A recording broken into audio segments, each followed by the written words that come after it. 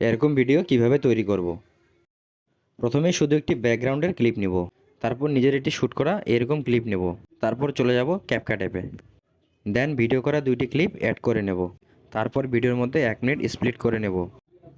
দেন চলে যাব কাটআউট অপশনে ব্যাকগ্রাউন্ড রিমুভ করার জন্য। 1 সেকেন্ডের স্প্লিট করা ভিডিওটি ব্যাকগ্রাউন্ড রিমুভ করে নেব। তারপর ব্যাকগ্রাউন্ড রিমুভ করার পর ইউটিউব থেকে পাখির গ্রিন স্ক্রিন ডাউনলোড করে নেব। দেন গ্রিন স্ক্রিনের ব্যাকগ্রাউন্ড রিমুভ করার পর রেজাল্ট।